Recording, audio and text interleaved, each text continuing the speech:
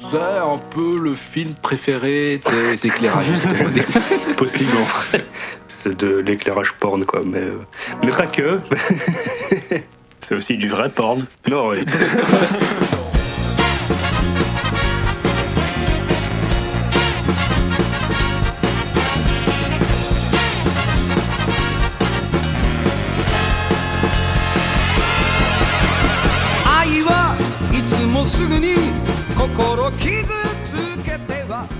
Bonjour, bienvenue sur le Freakcast, le podcast préféré de UV Ball. Et je suis accompagné par Dessou. Bonjour. Et par Pamancha. Bonjour. Alors, du coup, on est à 3 cette fois-ci. Malheureusement, Arkna n'a pas su être disponible pour aujourd'hui. Mais voilà, on a plein de choses à vous proposer.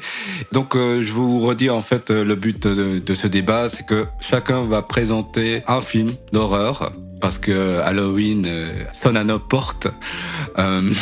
Donc, on s'est dit que voilà, parler de films d'horreur, ça peut être sympa. Et donc, avant que chacun présente son film, on va faire un petit jeu. Chacun va présenter le film de l'autre. Alors, bon, on a tiré au sort, donc je dois présenter le film de Pamancha, qui est, donnez-moi 2 minutes, Otesanek. Once upon a time, there was an ordinary man and woman who couldn't have a baby, so they had to invent one. It was a most unusual baby.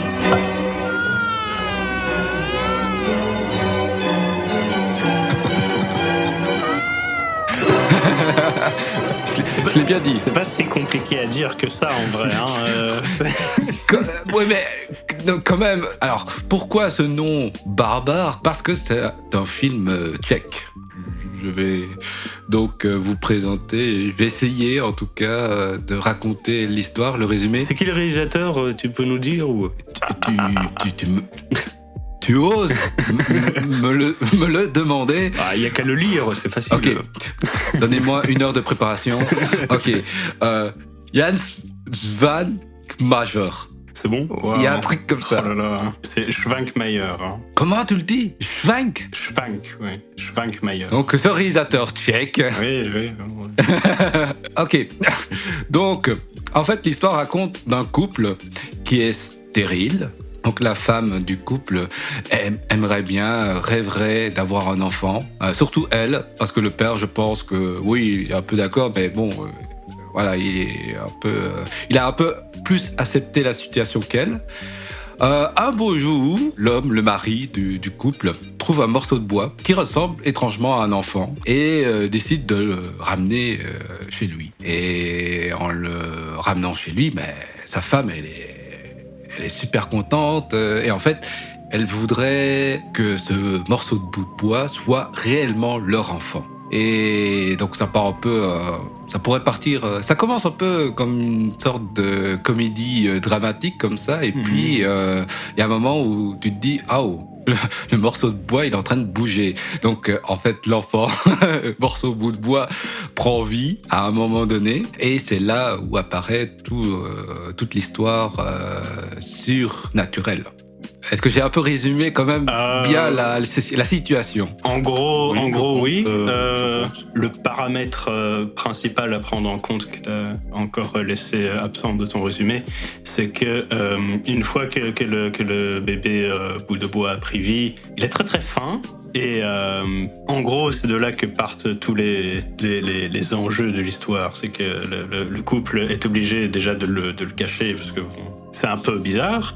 Et qu'ils doivent constamment le nourrir, en gros. Oui, mais vu que c'est un film d'horreur, on pourrait... Voilà, le spectateur pouvait s'en douter qu'il allait se passer quelque chose de crade et de horrible. Donc oui, voilà, c'est le principe que le bébé tue des gens, mais il les tue en les bouffant. Voilà, c'est peut-être le détail que j'ai oublié, certes. Et je comprends pourquoi Pamancha m'a conseillé de regarder ce film. Du coup, vu que c'est ton film, explique-nous... Ok, contextualise-le et dis de quoi il est en retour. Par où je commence Par les Tchèques. Alors, la République tchèque... Non, ok. Alors, Otesanek, c'est un film du coup de Jan Schwankmajer, qui est un homme, déjà qui est un homme, et qui est surtout un réalisateur assez important un peu du paysage cinématographique tchèque. Ce qu'il faut savoir, c'est qu'en République tchèque, il y a eu une énorme culture de la stop motion, donc qui, à une époque, était un peu une sorte de contre-pouvoir à la suprématie de Disney, mais du coup un contre-pouvoir dans le monde soviétique à l'époque. Et Jan Schwankmajer, c'est un peu le dernier grand animateur qui a encore su travailler régulièrement en République tchèque. Puisque du coup, comme je l'ai dit plus tôt, le Otesanek il est sorti en 2000, quand même bien après l'âge d'or de l'animation tchèque. Et du coup, Schwankmajer, qui est un grand monsieur, qui a par exemple beaucoup influencé Terry Gilliam ou Tim Burton dans leur esthétique, en fait. Donc c'est où il me semble Guillermo del Toro aussi est un grand fan. Voilà, c'est pas non plus une référence qui sort oui, qui est obscure, enfin qui existe dans cette sphère un peu arty du cinéma, un peu de genre, un peu horreur, un peu surréaliste.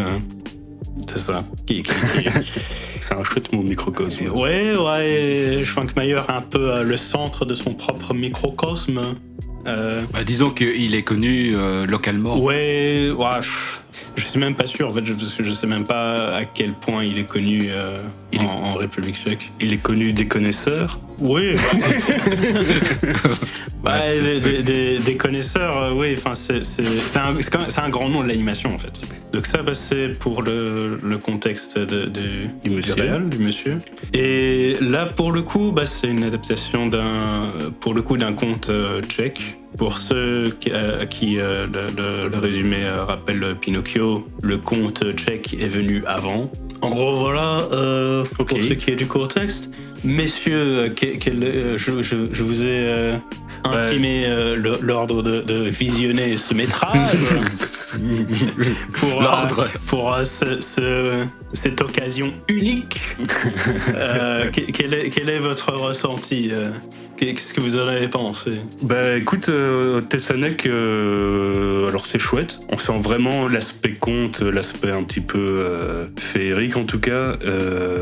Donc voilà, je trouve que c'est sympathique, c'est charmant. Il manque un petit peu le côté horreur pour moi. Ça reste, c'est limite un film pour enfants. Je le trouve pas particulièrement sombre ou quoi que ce soit, tu vois. Mais enchanté de découvrir le cinéma tchèque. C'est vraiment très intéressant. Il y a plus de choses que ça, mais surtout que c'est particulier comme mise en scène du coup. Enfin, tu m'avais raconté qu'il était très influencé par le théâtre de marionnettes et que ça se ressent un peu dans sa mise en scène du coup.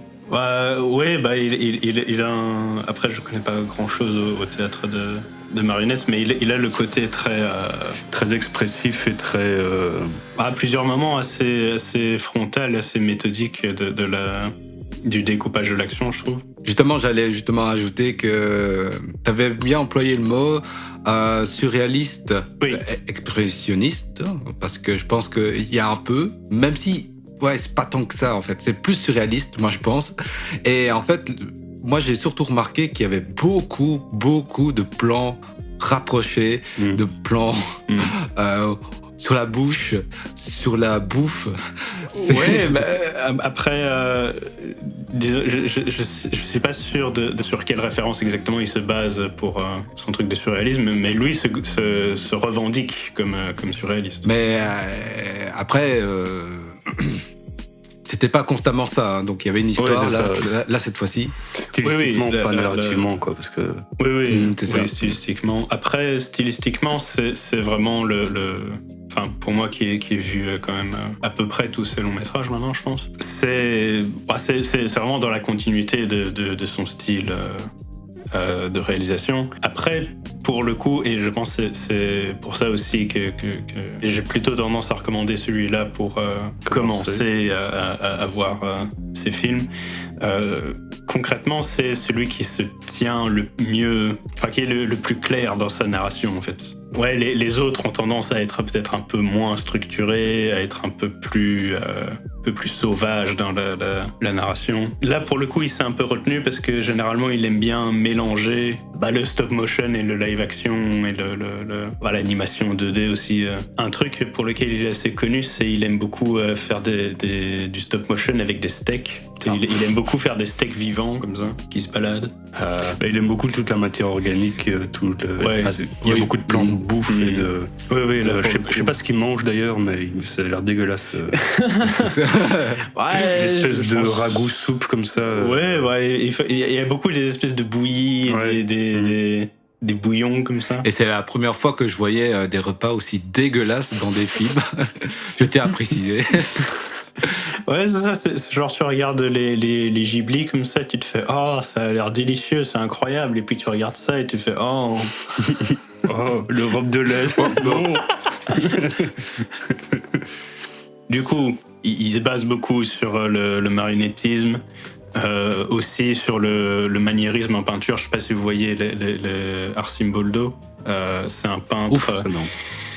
Le nom est pas forcément super reconnaissable, mais les peintures sont beaucoup plus déjà. En fait, c'est celui qui fait les portraits en fruits, et en arbres et en légumes et un truc comme ça. La peinture morte? Non. C'est un assemblage de formes de fruits qui forment un visage. Ah, d'accord, ok. Ouais. C'est Arcimboldo, du coup, qui l'a inventé au XVIe siècle. Et ça a beaucoup influencé Schwenkmeyer à voir le potentiel vivant de la matière et des objets. Et dans cette démarche, l'idée, c'est d'insuffler une énergie à la matière et à la texture et à créer un lien très instinctif entre toutes ces textures qu'il y a dans ces films et le spectateur, tu vois. Okay. Voilà la raison de tous ces berk dégueulasses, la bouffe. En plus, c'est vrai qu'en plus, c'est genre tout le monde bouffe dans ce film, mais tout le monde bouffe super salement et s'en fout plein le visage. Ah ouais. À chaque fois qu'il mangeait une bouchée de nourriture, je me cachais presque les yeux parce que c'était filmé d'une manière où t'avais juste pas envie, quoi. Et en plus, comme c'est toujours avec des close-up sur la bouche, moi j'étais en quelque sorte un peu fasciné de cette manière de présenter la bouffe, mais vraiment salement, quoi. Eh bien, tu seras ravi d'apprendre que c'était son intention. Il voulait que tu aies une réaction par rapport à ça, tu vois. Ouais, bah oui, je m'en doute. Hein. Ouais. Mais du coup, Enoki Day, donne-nous aussi ton avis général sur le film. Ouf. Peut-être que je peux juste rajouter, c'est probablement pas un super bon film pour une soirée d'Halloween en vrai, parce que je m'étais dit genre un film de monstre, quelque part c'est un film de monstre. Oui, ça peut fonctionner. Après, franchement, c'est un film de monstre, un film de meurtre. Je me dis c'est une soirée d'Halloween un peu light, quoi. Mais ça peut fonctionner. Franchement, c'est ça qui est un peu dommage avec ce film, c'est que c'est vraiment un film.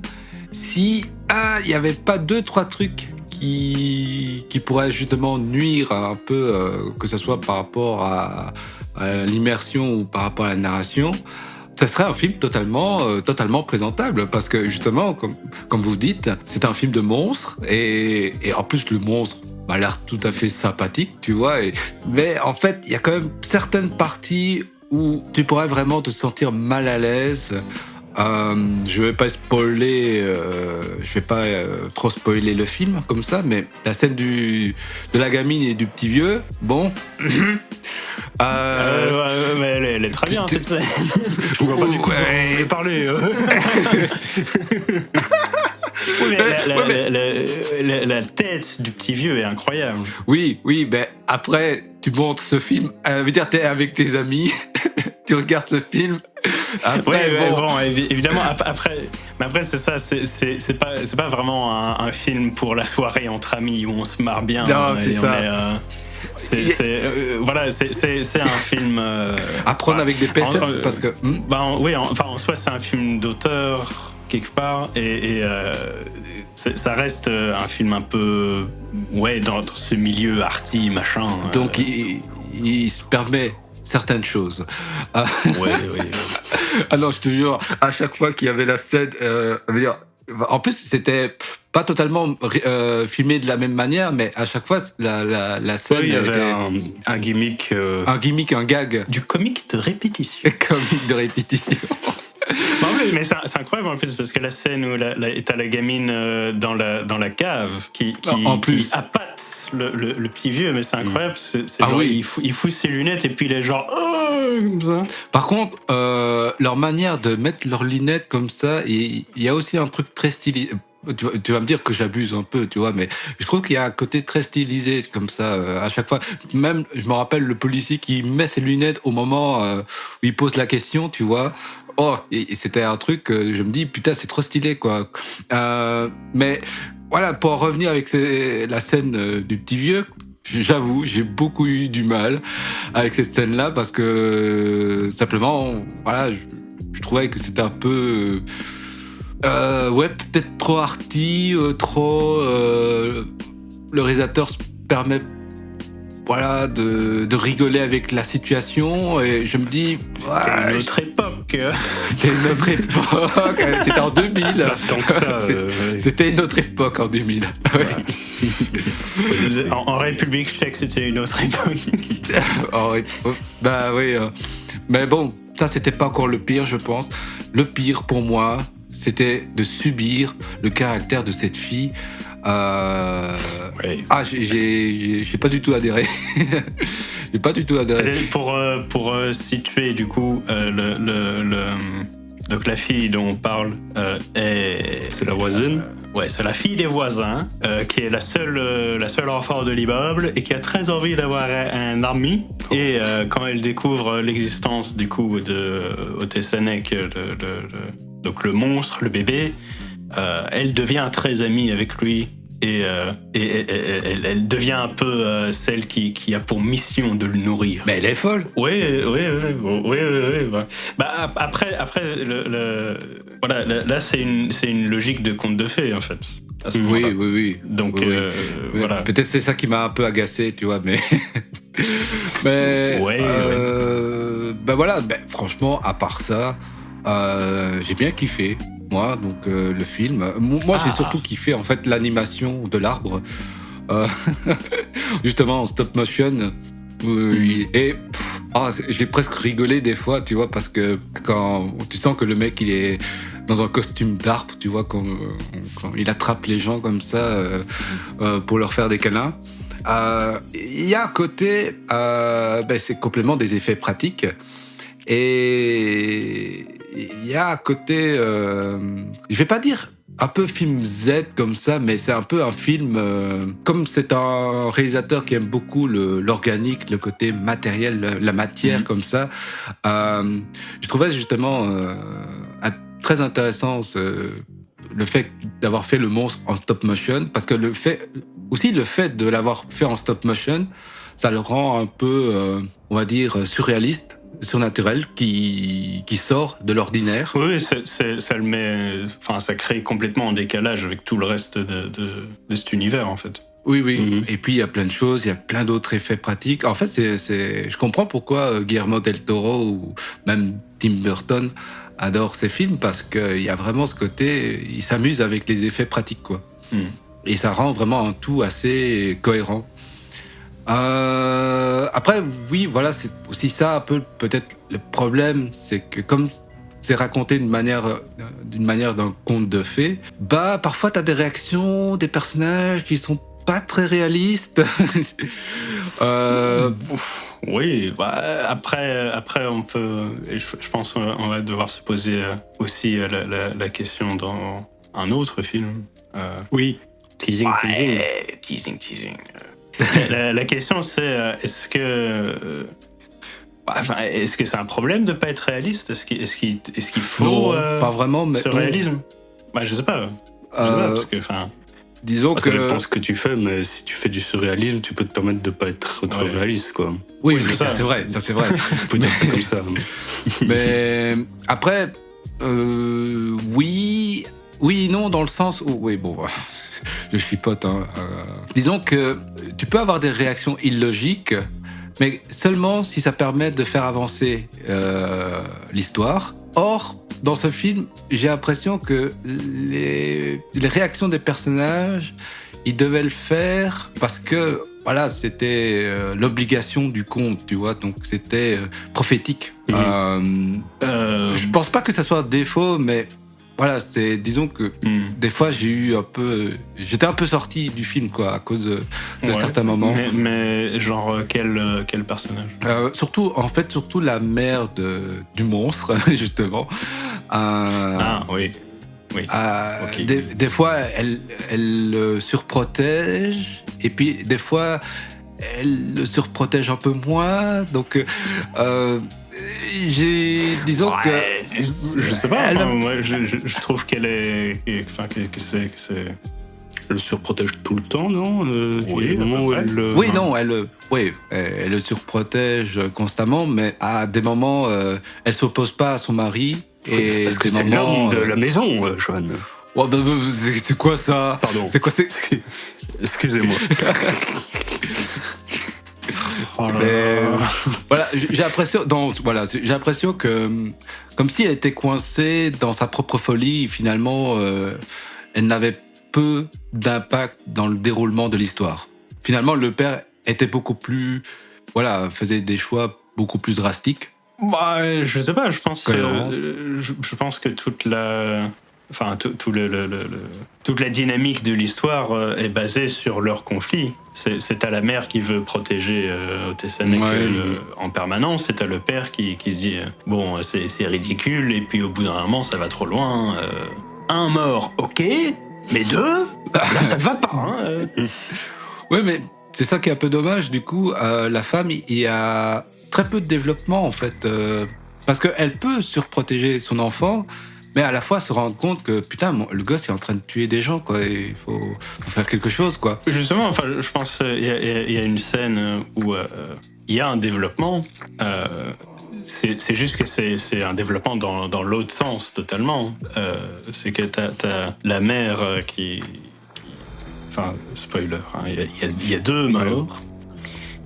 Donc il y a le facteur et une assistante sociale qui est venue voir comment ça se passait avec l'enfant. Et après leur mort, t'as le père qui dit justement, enfin qui pour le coup je trouve est beaucoup plus dans la même optique du début à la fin presque. Il est genre oui, il faut s'en débarrasser, machin, ça suffit maintenant, il y a des morts. Et t'as la mère qui dit, bon, le facteur, il était presque à la retraite, donc on s'en fout. Et puis l'assistante sociale, c'était quand même une connasse, donc on s'en fout. Tu vois, il y a ce développement-là, où la mère se transforme en monstre, elle aussi. Ouais, c'est un peu vrai, mais finalement, même ça, on aurait pu partir loin, quoi. Mais bon, je pense que pour la volonté du conte, non, voilà, on va dire, c'est pas un gros problème. Disons que c'est plutôt une déception de ce point de vue-là. Après, je comprends parce que c'est vrai que c'est pas vraiment un film d'horreur, c'est pas vraiment un thriller, c'est pas vraiment une comédie exactement. C'est vraiment un truc qui se base un peu entre tout. Du coup, c'est un peu difficile de savoir exactement comment l'approcher. Donc oui, ça je comprends, mais après, c'est une démarche d'artiste. Oui. Les démarches d'artiste. On peut tous parler. Voilà, enfin, bon... écoute, moi, c'est un film que j'aime beaucoup. C'est un réal que j'aime beaucoup. Et en soi, quelque part, je me suis dit, c'est l'occasion d'aborder, d'en parler. Écoute, oui. C'est ton choix. C'est mon choix. J'ai fait mon choix, comme dans Matrix. Après, je trouvais ça très intéressant, justement, que le réalisateur a voulu aborder la thématique de l'enfant, parce que à la fois, il y a l'enfant monstre, et puis après, il y a l'enfant des voisins. Ouais. Et cet enfant des voisins aussi, elle rêve d'avoir un enfant et donc s'occuper de quelqu'un. Et puis, je crois que j'avais vu d'autres trucs aussi. Ouais, bah voilà, aussi par rapport au couple.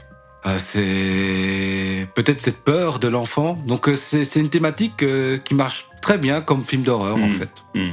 Donc le sujet est très bon. C'est juste que l'approche est un peu inhabituelle. Après, est-ce qu'on peut introduire Otesanek dans le panthéon des bébés démoniaques du cinéma d'horreur avec Eraserhead et genre... C'est pas même ressenti. Hein, c'est pas la même chose, mais quelque part... C'est quand même beaucoup plus vénère et beaucoup plus malsain qu'Otesanek. Hein. Otesanek, c'est mignon, tu vois. C'est un peu... Après, bon, enfin...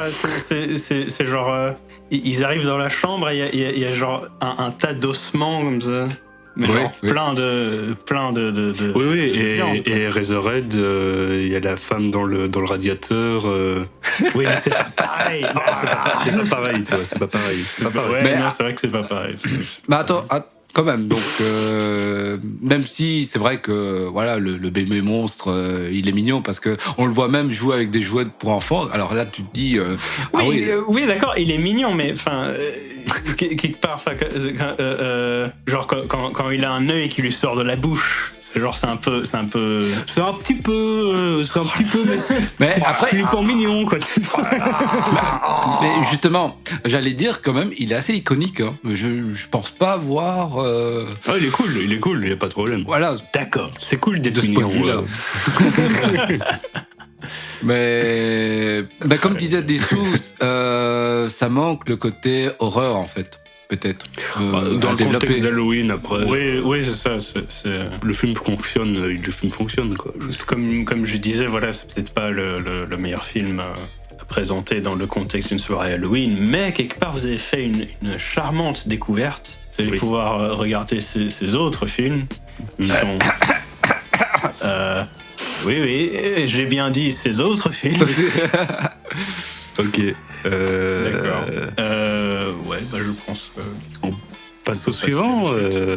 On va passer au suivant. Ah, il y a l'anecdote Stupéflip. Je sais pas si je. Oui, tu peux raconter l'anecdote Stupéflip pour conclure. La dernière scène du film, vraiment le dernier plan, il se trouve qu'il y a de la musique derrière. C'est un opéra. Je sais pas ce que c'est comme opéra par contre. Je n'ai pas le nom. Je sais même pas si c'est un opéra. Mais c'est une musique classique. Quoi. C'est une musique classique. Et tu as le sample de Stupéflip vite que tu entends alors qu'elle descend vers la cave et son destin. Tu as Stupéflip qui arrive. C'est trop bien. C'est pas Stupéflip, mais c'est pas Stupéflip, mais la musique. On reconnaît le thème de Stupéflip et c'est rigolo quoi. C'est rigolo. C'était l'anecdote rigolote. Ok, on passe à la suite du coup. On passe à la suite. Alors, donc je vais présenter le film de Nokide, c'est... Oula, t'as dur. Donc c'est L'Antre de la Folie de John Carpenter, de Johnny Charpentier. Yeah. Writes horror books. You can forget about Stephen King. Kane outsells them all. I need to know if he's alive or dead, and I need that book. It's a setup. I just have to work out how it's set up. Kane's writing has been known to have an effect on his readers. See this? It's a map. This whole thing has been staged. You just get out. This is not reality. It's all happening for real, Trent.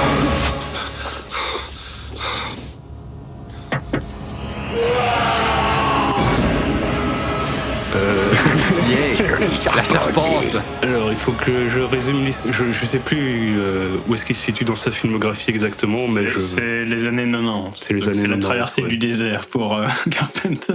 Ouais, c'est vrai. Oui, c'était, je crois que l'un de ses derniers films qui n'a pas bien marché. Et donc ça raconte l'histoire d'un type qui est John Trent, un inspecteur en assurance, un truc comme ça.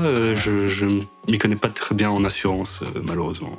Qui est inspecteur en assurance, qui est engagé par une grosse boîte d'édition pour retrouver l'auteur du moment, l'écrivain du moment qui a mystérieusement disparu.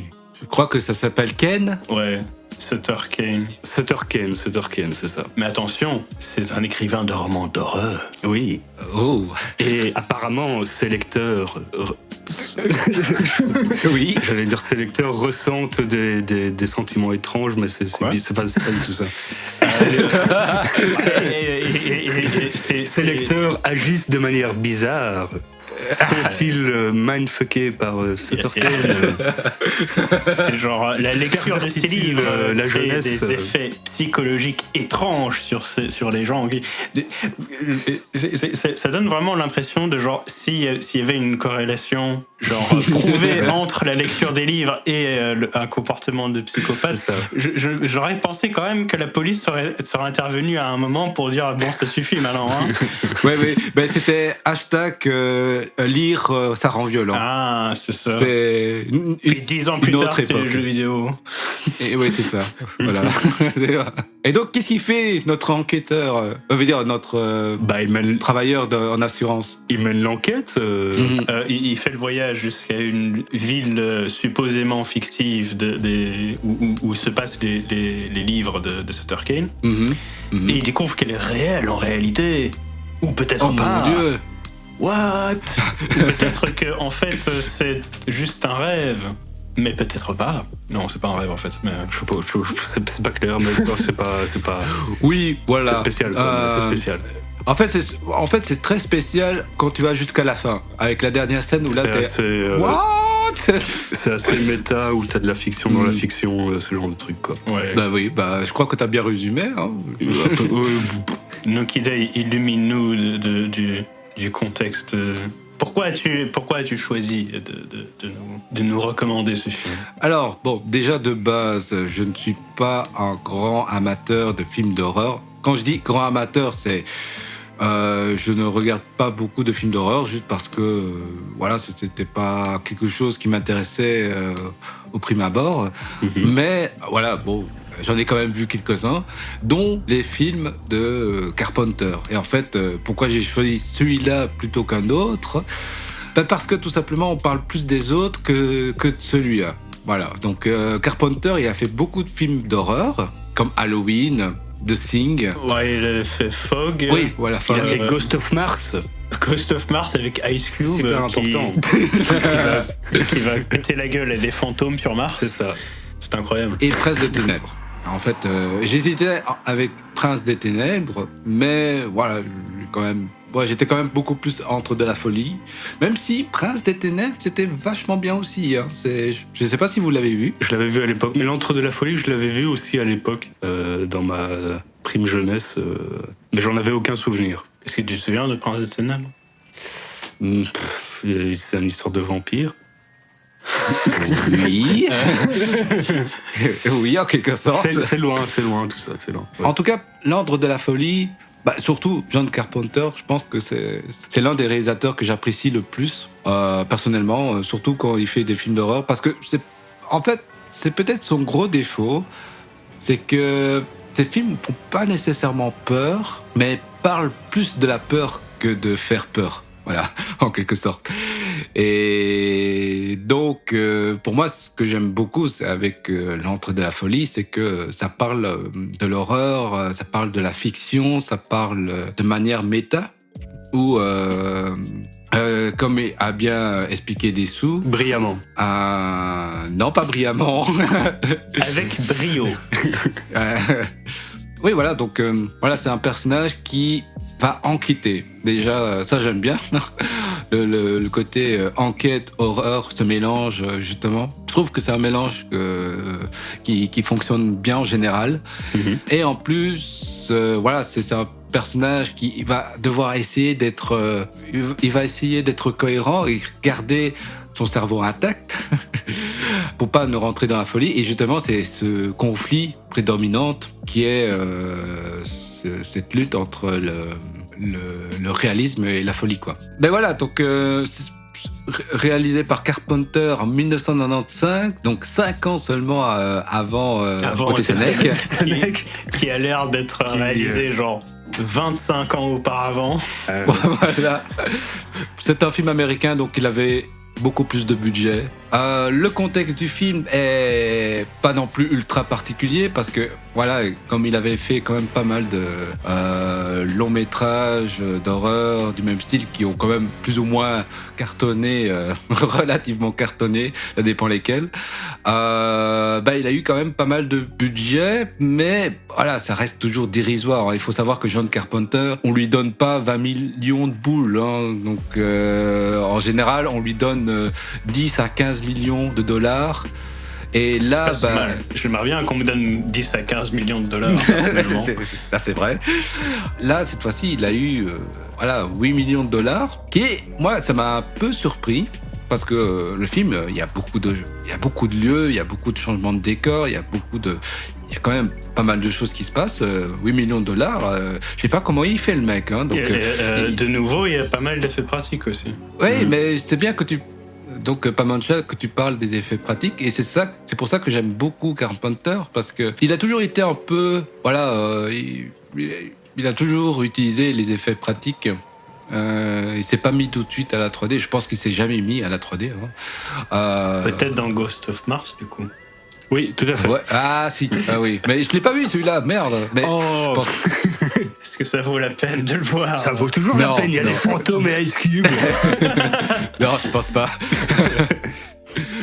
Mais oui, voilà. Donc, je pense que c'est un film qui a pas si mal vieilli, je trouve. Même si, il est un peu long. Il y a pas beaucoup de cuts. Il y a beaucoup de plans. Il y a beaucoup de plans longs, quoi. Mais il y a une atmosphère qui reste, qui est permanente. Et donc, j'aimerais bien avoir votre avis, justement, sur l'ambiance créée dans le film. Ok. Donc, Dessous. Pas Mancha. Dis-moi. Pas Mancha, d'accord. Alors, tu dis qu'il a pas si mal vieilli. Comme contre-argument, j'ai envie de te dire la musique du générique. Parce que quand même, il faut le dire que ce rock'n'roll de l'horreur, c'est... Bon, ça non, mais Lynch fait ça aussi, bon, excuse-moi. Oui, mais Lynch, c'est un pastiche. Là, pour le coup, c'est du rock'n'roll de l'horreur, quoi. C'est genre... Je vois pas en quoi ça va lui. Bah non, mais enfin, bon, ça fait... C'est très 90s, quoi. Mais c'est absolument pas 90s. C'est 80, tu dis? C'est 80. C'est 80, bah ça fait très 80. Ça fait très... Enfin... Et je dis pas ça en disant, oui, c'est un défaut, il aurait pas dû, machin. C'est juste que... Il est un peu vieilli quand même, quoi. Ouais, c'est kitsch, en fait. Et je pense que c'est... Oui, mais à part la musique. Bah, justement, enfin, je pense que ça... J'ai quand même apprécié le film, au moins en partie. Après, j'ai quand même envie de dire que y a quand même des aspects qui je trouve, aujourd'hui, font un peu kitsch, quand même. Et je pense notamment... Enfin, oui, je suppose que je peux spoiler. Pas trop, mais enfin, si c'est un spoiler mineur, disons, quand il y a Sam Neill qui s'enfouit dans le couloir et qui est poursuivi par des démons poissons en plastique, je me dis, bon... Mais c'était génial. Oui, mais c'est kitsch. Ça se voit un petit peu, quoi. Il y a un peu un côté les effets kitsch, ont quand même. Oui, effectivement. C'est des effets qui ont quand même un peu vieilli, d'une manière que les effets d'autres films, donc par exemple The Thing, n'ont pas vraiment vieilli. Et je pense que ça a à voir avec le fait que l'histoire en elle-même de l'Entre de la Folie a un peu un côté vieillot maintenant. Là où The Thing, l'invasion extraterrestre, la paranoïa, tout ça, c'est encore... Enfin, ça fonctionne encore. Le côté... oui, en fait, c'est un sorcier démoniaque de l'enfer de Lovecraft qui est derrière tous les événements de l'horreur. Je me dis, bon, c'est peut-être un peu rigolo, c'est peut-être un peu kitsch, mais j'arrive pas vraiment à prendre ce personnage au sérieux. Ça fait que le film a un charme, mais il est peut-être... Enfin, moi, j'ai pas... il m'a vraiment effrayé non plus. Dans le principe. Ouais. Oui. Non, mais- C'est ça le truc, hein, c'est que on ressent que c'est la patte Carpenter et le style Carpenter. Après, c'est pas son meilleur, je pense quand même. Faut se l'avouer, tu vois. Je l'ai appris après avoir vu le film en faisant un peu de recherche. Il a été écrit par pas le proprio de la boîte de production, mais par genre le président de la boîte de production. Ah bon? Qui a écrit 2 scénarios de films qui ont un peu fait date. Donc c'était L'Antre de la folie et genre une suite de Freddy. D'accord.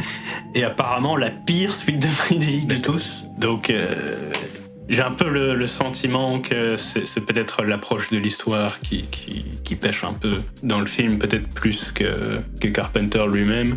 Après voilà, je pense que le film reste plaisant à regarder. Ok, en vrai, à part peut-être une partie au milieu où c'est un peu chiant. Ou c'est plus de la balade comme ça.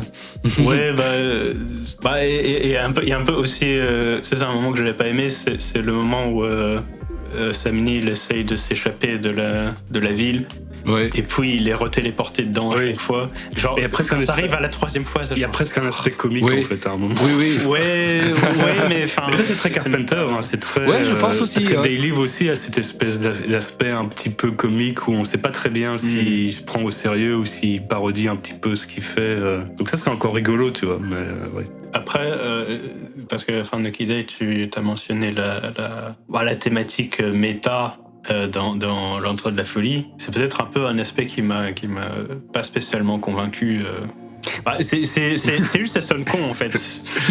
Je trouve le fait que parce qu'il répète plusieurs fois dans le film que genre oui les livres d'horreur de Sutterkin sont plus se sont plus vendus que la Bible et les gens y croient plus qu'à la Bible et ça fait que du coup les monstres de l'enfer de Lovecraft viennent sur Terre. C'est genre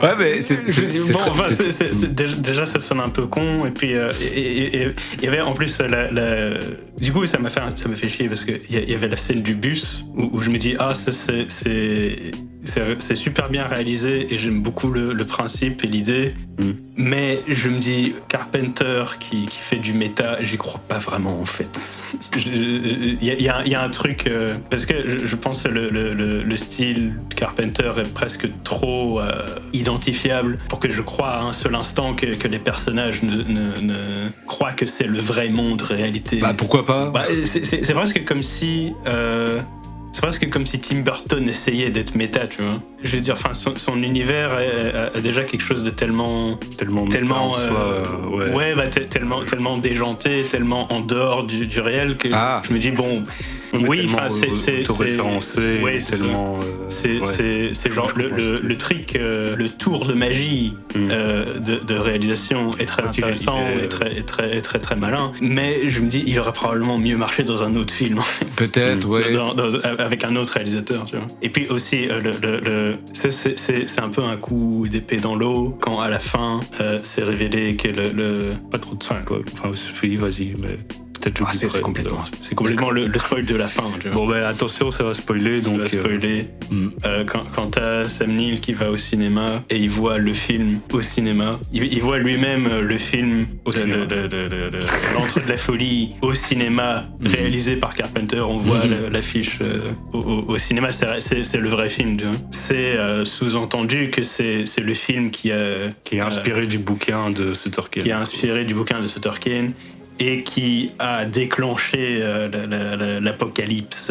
Ah oui, parce qu'il y a ça aussi dans l'histoire. Oui, il y a ça. Oui, c'est ça que je voulais dire. L'histoire du dernier bouquin de Sutterkin provoque des meurtres de masse. Des choses pareilles. Et pour ceux qui n'ont pas lu le livre, eh bien le film, et du coup c'est sous-entendu que le film a causé la déchéance totale de l'humanité. Et je me dis d'accord, mais là c'est purement subjectif personnel, mais du coup moi j'ai pas trouvé le film super...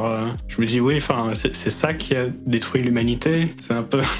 Quand même, j'aurais bien aimé que ce soit un film que ce soit un meilleur film de Carpenter qui détruit l'humanité. Oui. Bah, c'est vrai que là, du coup, oui, il n'avait pas non plus l'emprise totale sur le scénario. Je disais que, justement, le film, pour moi, m'a semblé pas trop mal vieilli. C'est surtout au point de vue de la réalisation, en fait, et tous les effets pratiques, les effets... Mais en vrai, à partir du moment où tu fais des effets pratiques, ton film vieillit moins vite que... que si tu avais utilisé des effets 3D, quoi. Donc, ouais, c'était plus par rapport à ça. Alors, c'est vrai que l'histoire a peut-être un peu mal vieilli, mais je pense que, voilà, il y a aussi l'histoire, le fait que ça soit un peu auto-centré sur l'univers du bouquin. On dirait vraiment un scénario écrit par un écrivain de bouquin, quoi. Donc, on sent ce côté fort dans la thématique littéraire. Et surtout que je pense que ça a toujours été une chose qu'il aime bien faire. En vrai, c'est de parler un peu de faire quelque chose de Lovecraftien, je pense. Donc, je pense que non, il a pris plaisir à faire ce film, mais n'a pas essayé non plus de se démarquer encore plus ou aller encore plus loin dans sa démarche. Mais moi, je le trouve quand même fort sympathique, bien plus que certains de ses films précédents, bizarrement, parce que il y a vraiment cette réalisation très présente de Carpenter, comme Dessous le dit, hein, donc des gimmicks qui reviennent, des lenteurs, vraiment pour imposer un rythme très particulier. Et c'est un film qui aurait pu être chiant, et pour moi, ça n'a pas été du tout chiant. Et ça, c'est un truc que je trouve ça admirable dans la réalisation de Carpenter. Il y a quelque chose de assez hypnotique. Wow. Oui, après, je suis d'accord que c'est très bien réalisé. Enfin, c'est pas un rigolo. Dessous, ton avis? Ah oui, non, tu l'as déjà dit. Plus ou moins, ouais. Oui, c'est ça. Tu préférais ces autres films.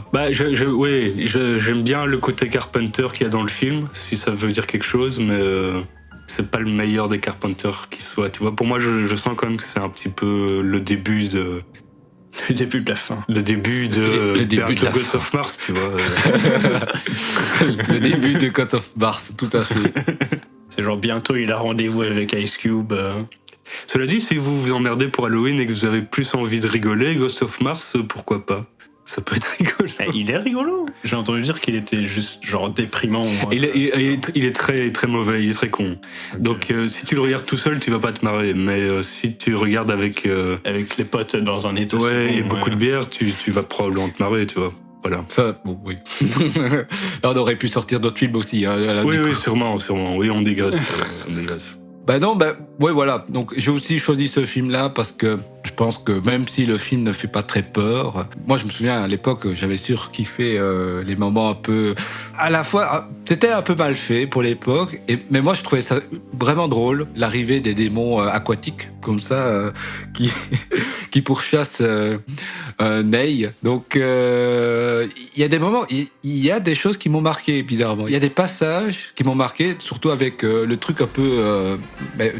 Tu te dis, mais c'est con de faire ça, mais il y a un truc, ça marche, tu vois. Donc, quand tu vois le prêtre devant l'église et t'as les portes qui s'ouvrent comme ça, t'as toujours été ça aussi, je pense, dans les films un peu Carpenter, c'est un peu ce côté série Z comme ça.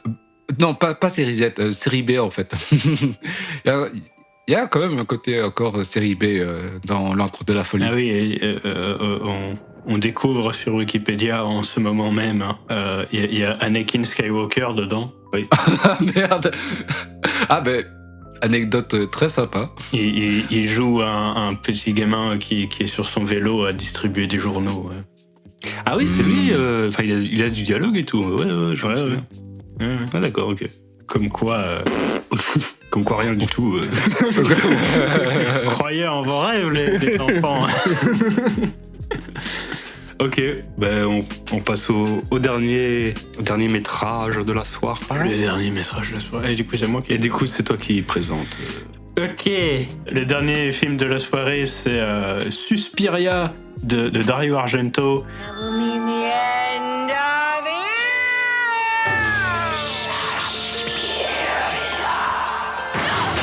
You can run from Suspiria.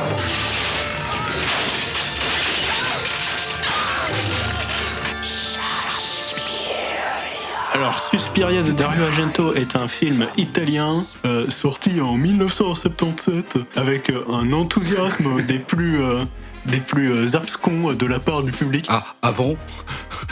Les gens ont bien aimé, non? Enfin, j'en sais rien. Il a pas très bien marché en Italie, il a beaucoup marché en France et aux États-Unis. Ah, tu vois, c'est... En tout cas à la sortie. Comme quoi? Tu vois, toutes les histoires finissent bien.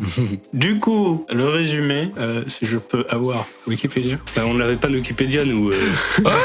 Ça va, c'est pas compliqué de résumer quand même. Vas-y, c'est bon. Non, ok. En gros, l'idée, c'est une jeune fille américaine, danseuse, entame une formation dans une prestigieuse école de danse allemande. On va dire presque un cursus parce que c'est plus qu'une formation. C'est pas clair parce qu'apparemment elles sont libres d'aller, de ne pas aller aux cours si elles veulent. Ou c'est un truc comme ça. C'est très bizarre.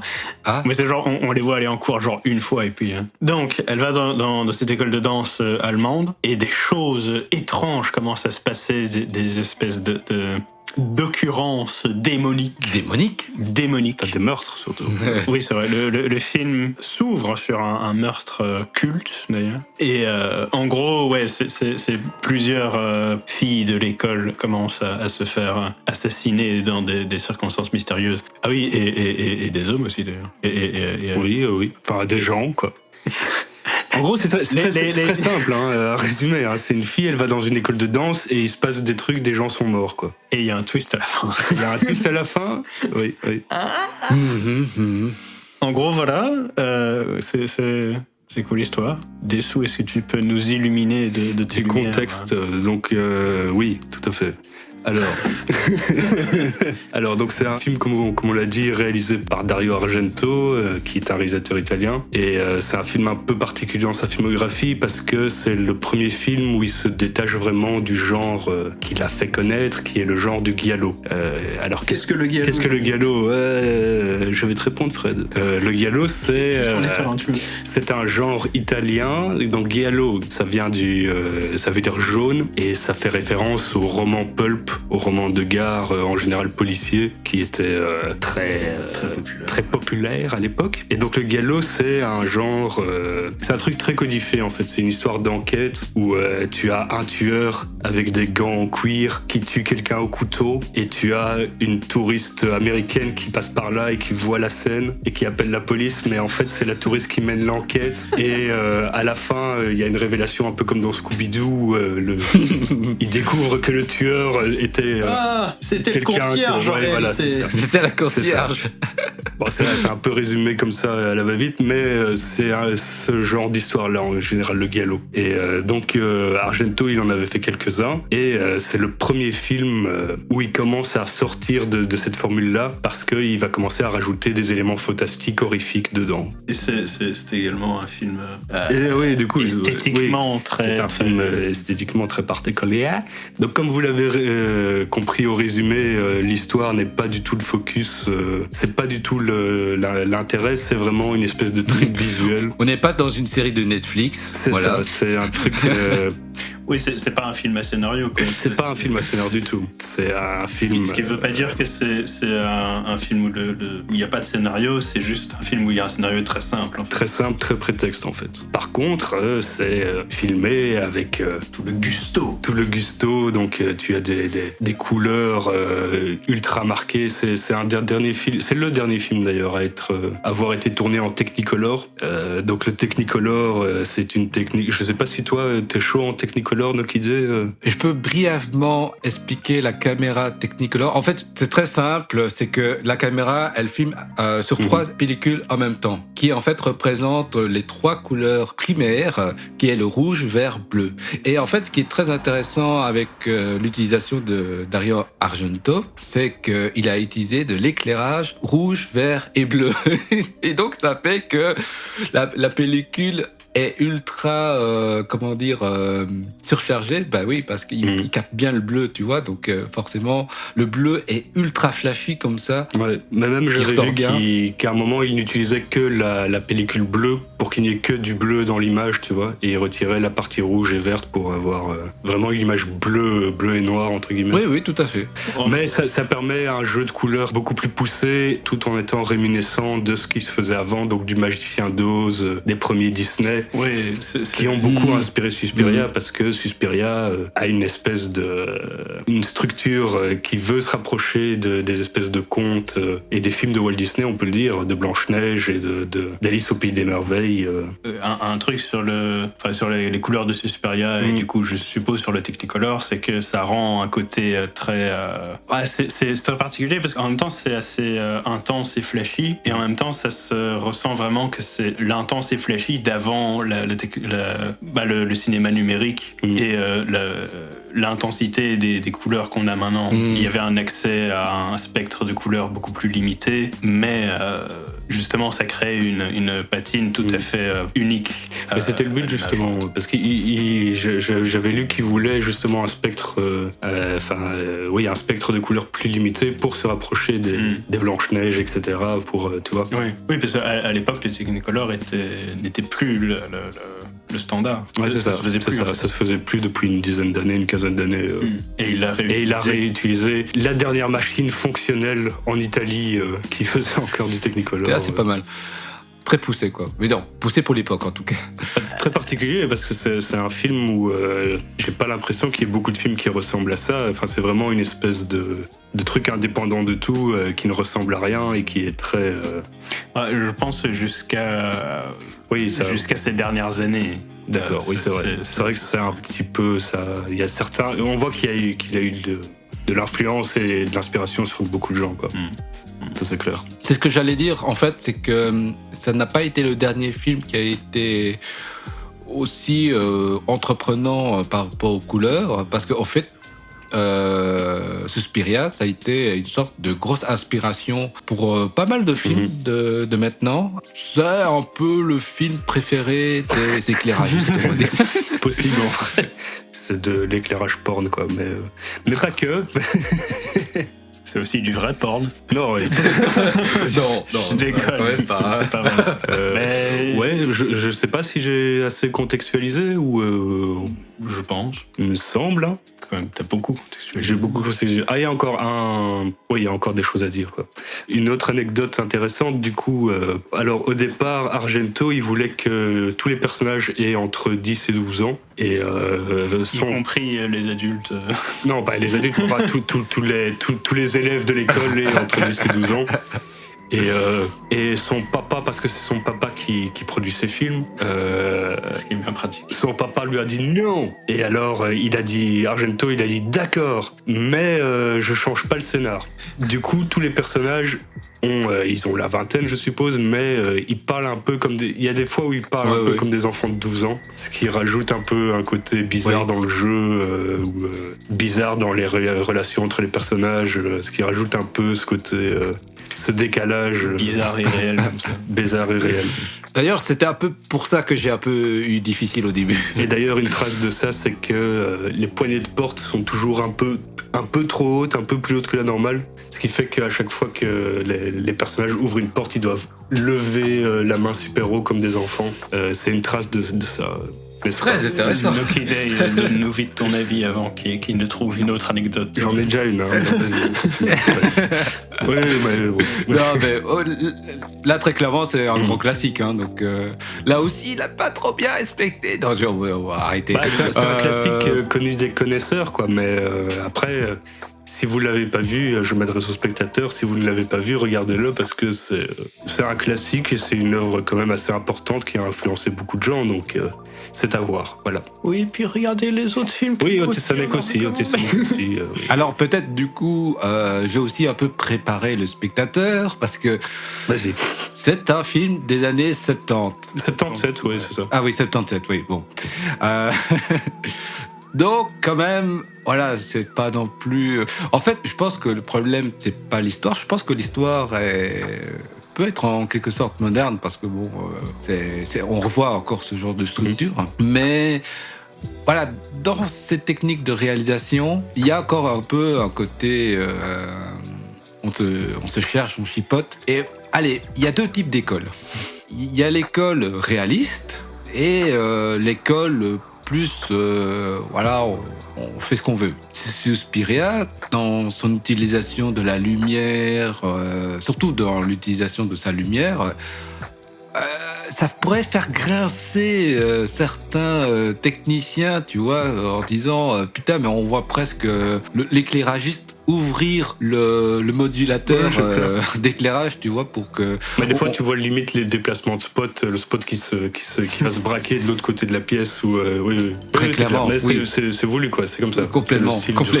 Donc voilà, donc si vous n'êtes pas très fan de ce genre de défaut, qui n'est pas un défaut, hein, mais veut dire ce genre de détails, bah oui, bon, ça pourrait vous faire sortir de l'immersion du film, qui est un peu dommage, parce qu'en fait, c'est un film qui se joue complètement sur l'immersion, sur l'ambiance, en fait. Et en fait, je savais pas trop quoi penser. Voilà, pour ma part, j'ai vu une première fois le film dans des conditions un peu difficiles, donc j'ai pas eu une très bonne expérience. Maintenant, je l'ai revu en meilleure qualité et en français, comme ça je me casse pas trop à lire les sous-titres. Donc je remarque quand même, non, bon, voilà, c'est un film qui est extrêmement ambitieux et puis... voilà, je pourrais même dire que la lumière dans ce film, c'est un personnage. Ouais, c'est ce qui l'aide à créer le monde et l'univers, en fait. Il voulait que tout ait un aspect très onirique, très cauchemardesque. Et une des manières qu'il a utilisées pour arriver à ça, c'est clairement la lumière, ouais. Bah, la lumière, la musique... La musique, on n'a pas encore parlé de la musique, mais... faudra en parler. Parlons de la musique. Meilleure musique de film d'horreur, point. Voilà. Ah, meilleur thème en tout cas, meilleur thème. Difficile C'est mon avis. J'invite tout le monde à se faire son avis, à aller écouter. Mais moi, en tout cas, c'est mon thème préféré. Quoi. C'est mon thème préféré. On va dire ça comme ça. Disons qu'Edesu invite tout le monde à aller voir le film pour être d'accord avec lui. Non, mais au moins écoutez la musique. Si vous n'allez pas voir le film, au moins écoutez la musique un coup. Vous allez être dans l'ambiance tout de suite, en fait. Alors, moi, c'est pas la musique qui m'a dérangé, mais c'est parfois son utilisation. Ok. D'accord, mais en fait, dans quel contexte alors ? Il y a une scène qui m'a fait rire parce qu'à un moment, donc c'était un moment de course-poursuite comme ça où l'amie de la protagoniste se fait pourchasser dans la cave. Elle se renferme dans un local comme ça parce qu'il y a le méchant qui veut la tuer, la terrasser, je sais pas quel mot utiliser. Tu as la musique qui joue, ok, ça c'est bien. Et puis brusquement, alors que l'action elle n'est pas finie parce que elle s'apprête à s'évader de la fenêtre comme ça, tout d'un coup la musique s'arrête. Et donc c'est presque un gag où genre t'es en moment de tension où la fille, elle se dépêche à passer la fenêtre en haut et elle met des tables et tout pour monter jusqu'à la fenêtre. Et puis, pendant tout le processus, paf, plus de musique. Donc, ça fait genre, ok, moment de tension, et puis t'as l'ambiance qui disparaît, quoi. Oui, mais elle s'est coupée brusquement ou Brusquement, je te jure. Ou fondu. Oh, il y a sûrement eu un petit fondu, mais... Ouais, c'est possible. Hein. Mais je sais que la scène d'intro, par exemple, où t'as les portes de l'aéroport qui s'ouvrent et qui se referment, et où t'as la musique qui démarre dès que les portes s'ouvrent et qui s'arrête dès que les portes se referment, quoi, tu vois. Moi, je trouve ça très rigolo, mais effectivement, là déjà, les effets de la musique sont un petit peu mal gérés. Donc, c'est possible en fait qu'il y ait des petits soucis de mix où les faits musicaux sont pas toujours tip top. Après, c'est un défaut qui, en vrai, tu passes à côté, quoi. C'est pas très grave. Mais je sais pas, peut-être, parce que je sais pas si tu l'as dit vraiment, mais peut-être ton avis vraiment en général sur le film, est-ce que t'as bien aimé, pas aimé ? Oui. C'est, encore une fois, hein, c'est pour son utilisation de la lumière, et ça, c'était pas un mensonge, je veux dire, la lumière, pour moi, dans ce film, c'était presque un personnage à part entière parce que il y avait la présence d'un personnage qui était véhiculé par un type de lumière.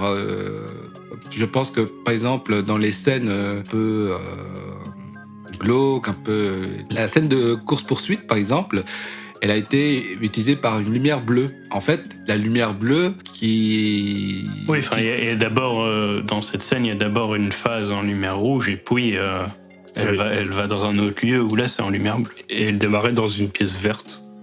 Ah oui. Ouais. Et plusieurs moments par après, et même avant, quand la présence arrivait près des personnages, c'était toujours une lumière bleue qui apparaissait, qui pour moi représente aussi la fleur bleue. Est-ce que vous vous souvenez de la fleur bleue qu'elle doit tourner pour ouvrir la porte?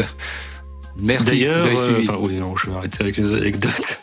Non, mais vas-y, fais-toi plaisir. La fleur bleue, c'est représenté sur une fresque d'Escher, je sais pas c'est quoi son prénom. C'est Paul Moritz Escher, qui est un peintre néerlandais. C'est peut-être plus toi qui va pouvoir le contextualiser, Escher. C'est le type qui a fait le tableau avec les escaliers qui partent dans tous les sens. Si vous avez vu Inception, il y a ce truc de l'escalier paradoxal là, où on peut continuellement monter un escalier, mais sur des plans différents. Continuellement, hein, oui. Ouais, c'est ça. Et ça, c'est Escher qui l'a inventé, par exemple. Du coup, c'est primairement un graveur, il me semble, qui a beaucoup travaillé sur des espèces d'architecture impossibles, des paradoxes, des illusions. Des illusions, du coup, ce qui nous ramène à Suspiria. Ouais, enfin, et aussi un autre visuel pour lequel il est très célèbre, c'est une espèce d'architecture où il y a des escaliers qui... Enfin voilà, tapez son nom sur Wikipédia. On mettra un lien Wikipédia si vous voulez. Mais donc il y a plusieurs fresques à lui, notamment le truc de la fleur bleue, mais il y a plusieurs fresques à lui dans le film. Donc il est clairement référencé. Dans l'idée d'incorporer le travail d'Escher dans Suspiria, c'est un peu une manière de signaler la thématique que les personnages sont perdus dans un rêve en fait. Aux confins de la réalité. Ils sont perdus dans un monde d'illusions en fait, et que les choses ne sont pas comme elles paraissent. Et donc, donc ton avis, Noki, on va y arriver. Est-ce que tu mets un pouce en l'air Oui, très clairement. Mais je pense que pour tous les films, en tout cas à mon avis, qui ont été présentés jusqu'ici, ouais, on va dire clairement pouce en l'air. Après, c'est surtout pour conseiller à des gens. Je pense que oui, on peut le conseiller très clairement à des gens. Après, j'ai peur que justement qu'il y ait pas mal... je sais pas si on peut appeler ça maladresse ou incongru ou... Oui. Il est particulier, quoi. Il est particulier, oui, voilà. Il faut, si les gens vont le voir, il faut qu'ils s'attendent. Ok, je vais regarder un truc particulier, je vais peut-être pas aimer, mais en tout cas je vais regarder un truc, je vais découvrir quelque chose, quoi. Il faut être dans cet esprit-là de découverte et voilà, et peut-être vous allez pas aimer, hein, mais voilà. Ok, on va faire autrement. Si vous êtes un éclairagiste, allez voir ce film. Oui, c'est cool. Parce que, oui. Non, je me rappelle d'un chef-op qui était très fan de Suspiria et que lui, il aurait toujours bien voulu essayer de faire un truc de ce genre. Oui, mais il a influencé plein de gens, pas que pour Suspiria d'ailleurs, mais il a influencé plein de gens. Voilà, c'était mon avis un peu. Oui, bon, peut-être que je suis un peu... Là, du coup... je suis un peu différent des sous. Je peux donner mon avis. Attends, il est différent de moi. Il n'est pas terminé. Ah ouais, t'es différent. Ah ouais, vas-y, dis-moi, en quoi t'es différent, hein? Bizarrement, la musique ne m'avait pas vraiment marqué. Voilà. Ok, c'est pas très grave. C'est pas très Quoi grave. la meilleure musique, Même le thème principal. Il est reconnaissable, mais en fait, c'est son utilisation. Je crois que s'il avait été mieux utilisé, il m'aurait peut-être plus marqué. Je sais pas. Ok. C'est quoi la meilleure musique des films d'horreur selon Nucky Day? Quoi? Pour voir si tu as tort ou non. Par rapport à moi, bon, j'en ai pas beaucoup de thèmes parce que déjà, encore une fois, je regarde pas beaucoup de films d'horreur, mais je me souviens surtout de L'Exorciste. Bah, Suspiria, c'est mieux. Ok, ok. Oui, en plus, tu veux parler genre de l'utilisation de la musique dans les films. Pour le coup, le thème de L'Exorciste, franchement, c'est genre, les gens le savent peu, peut-être parce qu'ils n'ont pas vraiment vu L'Exorciste, ils ont juste entendu parler de L'Exorciste. Mais dans L'Exorciste, hein, le fameux thème Tubular Bells. Tubular Bells, c'est ça. Il apparaît une fois dans le film et c'est juste sur une scène où t'as la maman de la petite fille qui marche dans la rue.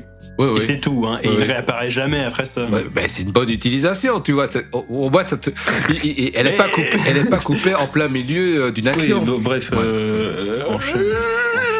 Pas mon chat. Tes éloges maintenant. Allez. Suspiria, c'est bien.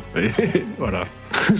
Voilà. C'est tout ce que j'ai à dire. Fort bien. Non, bah par où commencer en vrai, je pense qu'on a déjà dit Beaucoup de choses. beaucoup de choses et probablement genre la majorité de ce qui est à dire. Bah du coup, enfin oui, moi mon avis sur Suspiria, je l'avais vu auparavant déjà aussi. Je l'avais déjà beaucoup aimé.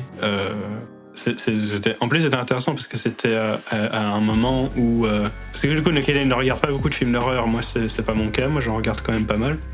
Et à l'époque, en fait, c'était un moment où je me sentais presque désensibilisé à la question de l'horreur. Il n'y avait pas vraiment de films d'horreur qui me faisaient vraiment d'effet Tu regardais peur. Tu regardais quoi à l'époque, les Freddy, ce genre de trucs ou Non, même c'était même genre L'Exorciste et des choses comme ça quoi. Ok, d'accord. Donc déjà des trucs un peu plus des références. Enfin, moi j'aime beaucoup L'Exorciste, mais c'est vrai que c'est pas un truc qui fait vraiment peur exactement. Mais pour le coup, enfin, j'avais trouvé que toute l'atmosphère qu'il y a, tout cet univers de contes, mais qui se mélange à un espèce de gore, C'est vrai qu'il est gore, oui. de violence, On peut parler de la violence. je trouvais que ça fonctionnait formidablement bien et ça faisait vraiment de l'effet en fait. Ça m'a vraiment fait de l'effet la première fois et du coup je l'ai revu pour ce podcast et je dois dire que effectivement ça fait encore de l'effet. Peut-être pas genre encore un effet vraiment horrifique qui prend aux tripes, mais en soi c'est moi. Ça fonctionne, quoi. Oui, ça fonctionne vraiment du feu de Dieu. Je pense, enfin oui, la musique, le travail de la caméra, le travail des couleurs, le travail du rythme, beaucoup. L'esthétique, l'architecture, tout ça. J'ai l'impression de faire juste une liste. Je fais juste une liste de tout ce qu'il y a à dire, en gros, mais enfin, c'est vraiment un de ces films qui réussit énormément de choses. Enfin, je veux dire, c'est pas pour rien qu'il a influencé énormément de créateurs après lui. Donc voilà, enfin moi mon avis sur la question, c'est le pouce en l'air qui fait plaisir, quoi. Ok. Juste un dernier mot pour le spectateur, du coup, sur la violence. C'est un peu gore. Moi, je trouve que ça va, franchement. Moi, je trouve... c'est pas particulièrement gore. Je crois, c'est techniquement gore, après ça a assez vieilli pour que ça passe. Les films de maintenant sont plus gore. Oui, c'est ça. C'est genre, vous avez vu Midsommar, c'est bon. Oui, c'est ça. Vous laissez pas impressionner par les trucs, les films gore, machin, ça, franchement, ça va. C'est assez marrant, en fait. Dans ce film, on passe à du gore, à des trucs vraiment qui sont efficaces. Moi, je me souviens encore toujours des vers qui sortent du plafond comme ça, parce que, voilà, j'aime pas les vers comme ça. Et puis, t'as des moments où t'as une chauve-souris, une poupée de chauve-souris qui attaque la pauvre femme, tu vois. On passe du tout à tout.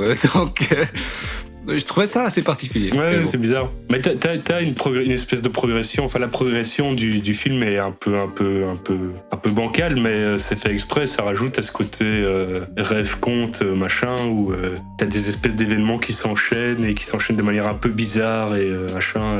Enfin oui, ça c'est voulu en tout cas. Et ça s'enchaîne très très efficacement en plus. Enfin, c'est pour ça que j'ai quand même beaucoup ressenti le lien que Dessous faisait avec les films de Disney. J'ai l'impression que le genre de narration, le genre de transition entre les scènes, les scènes très directes, très efficaces qu'il y a dans des films comme ceux de Disney, je sentais l'inspiration en fait. Je sentais que les scènes, elles allaient d'un point A à un point B très très direct, quoi. Comme une voiture de course. Ah, italienne. Une Ferrari. Une Ferrari. Une Lamborghini. Une Ferrari rouge. Ok. Un petit mot sur le remake du coup. Ouais. Il y a juste pas mon chat qui l'a vu. Ah. Oui. Oui, je l'ai vu. Moi j'en ai un peu entendu parler, notamment de Pas mon chat, mais... Dis-nous, est-ce que c'est à voir je pense que ça dépend si... Ou explique-nous la différence entre les deux, parce que la différence est quand même assez marquée du coup. Oui, c'est très différent. Je pense que ça dépend de si vous appréciez la tendance actuelle des films d'horreur à être un peu gris et un peu réaliste. C'est pas le même délire du tout. En gros, de ce que j'ai compris, de ce que Truc m'a dit, c'est qu'ils ont... Pas mon chat, pardon. Ils ont pris le film, ils ont retiré le style et ils ont mis du lore. Non, t'es sérieux? Ils ont... En fait, il y a un autre style, c'est ça le truc. Et il y a un style qui est très très différent, mais une différence majeure, c'est vrai que du coup, il y a beaucoup plus de lore. Et je pense pas qu'en soi, ils aient rajouté genre tout spoiler, hein, le truc des sorcières, tout ça, c'était quelque chose qui existait déjà. Apparemment, ça existait dans une espèce de trilogie non officielle de Argento. Oui, la trilogie de la mer. Ouais, c'est ça. Et du coup, ils sont... Dans le remake, l'idée de ce lore est vraiment centrale. Et au-delà de ça, ils ont rajouté un aspect très psychologique qui était pratiquement absent de l'original. Ils ont rajouté... pas absent, mais qui était suggéré, quoi, qui n'était pas... j'ai l'impression qu'il est beaucoup plus premier degré, en fait, le remake. Je sais pas si l'original est second degré exactement. C'est vrai. Il est plus sérieux, quoi. Il est moins fou, il est moins... L'original sauvage. est plus ésotérique, plus brumeux, comme ça. Je vais reprendre un peu ce que j'ai dit il y a un peu avant dans le débat. Il y a deux types d'écoles. Oui. Tout à fait. Oui, en plus, je pense, pour vous faire comprendre, dans l'original, l'école est en plein milieu de la forêt. Dans le remake, elle est littéralement en face du mur de Berlin. Coïncidence ? Non, c'est pas une coïncidence. Oui, pourquoi tu dis ça? C'est pas une coïncidence, mais en gros, il rajoute cet aspect de réalisme, cet aspect de ancré dans le réel. Ancré dans le réel. Ce qui est synonyme de réalisme. Merci, Jessie. Cet aspect ancré dans le réel, cet aspect développé, en fait. Tout est développé. C'est genre, tu vois, il y a l'organisation du monde des sorcières qui est développée, tout le background de la personnage principal qui est développé. Ils ont rajouté un personnage de psychiatre. D'ailleurs, c'est rigolo puisqu'il est joué par Tilda Swinton, mais Tilda Swinton qui joue un homme. Et en vrai, c'est pas si mal foutu. Juste, ils auraient dû peut-être modifier sa voix aussi parce qu'on la reconnaît quand même. Mais donc et finalement ce personnage-là devient presque un deuxième personnage principal. Donc voilà, ils ont juste rajouté énormément de choses dedans avec un style très différent, moins baroque en fait.